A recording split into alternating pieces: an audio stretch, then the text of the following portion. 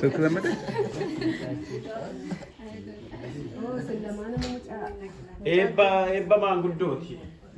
Dargaggoo ola deemoo dhaabbilee kana eebbisu. Mucaalii isaanii dhufan iyyuu.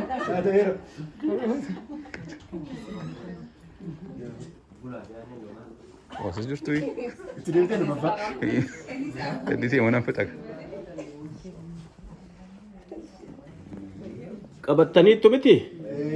Obbo Geetaachoo eebbisaa hangafaan eebbifna akkuma aadaatti hangafaa jalqabaa Obbo Geetaachoo.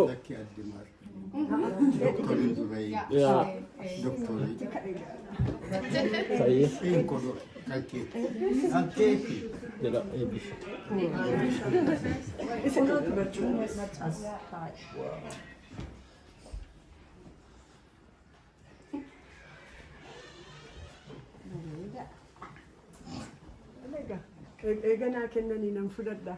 Hundi qabattanii hunduma keessa wal faana eebbifna. Hundi keessa nu jalaa qabaa tole. Qabattanii aaga qabadhaa. Aaga badhaadha qabadhaa. Rafaa abjuu qabadhaa. Ka'aa jiru qabadhaa. Kun gorora kooti. Gororri koo jiidhaadha. Balballi keessa na jiidha. Boroon keessa na dhoqqaawu. Horaa. Sa'aa namaan horaa. Midhaan gombisaa guutaa. Fokkisaa mana guutaa. Fokkisaa Fokkisaa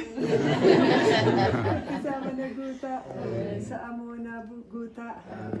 Gara deemtanitti jiruun keessan isiniif haa tolu. Akka dammaa walitti mi'aa. Akka qumbii walitti urgaa. Faanaaf kophee ta'a. Namni lafa isin deemtan hundumaatti isin gaadu yoo jiraate Waaqayyo isinirraa haa qabu. Hamaa qaraaf qarriffaasaa isiniif haa doomsu. Hamaa isin safaratu fiddaa fi daddoo isaa isiniif haa buqqisu.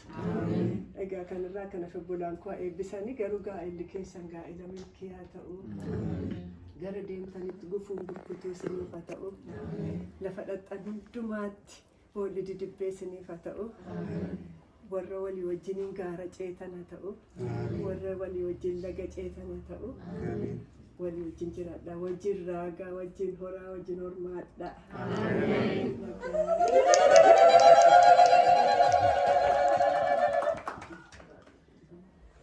Qabattaniitu jira.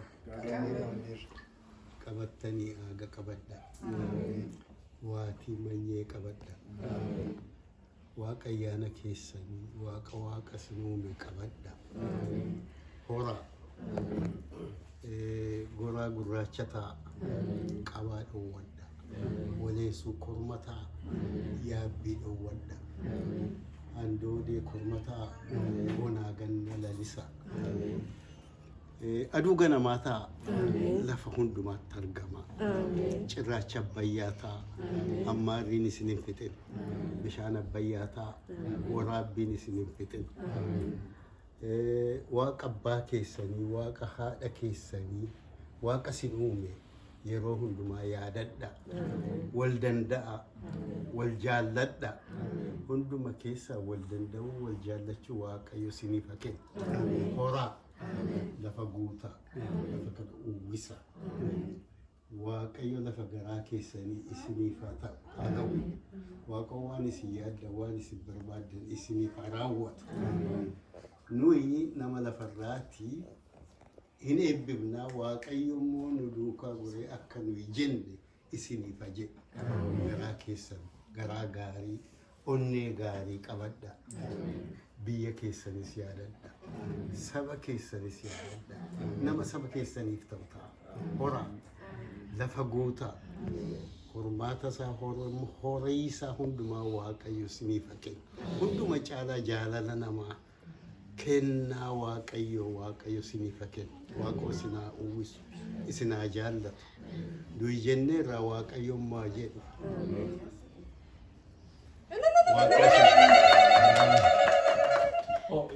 Eebbisa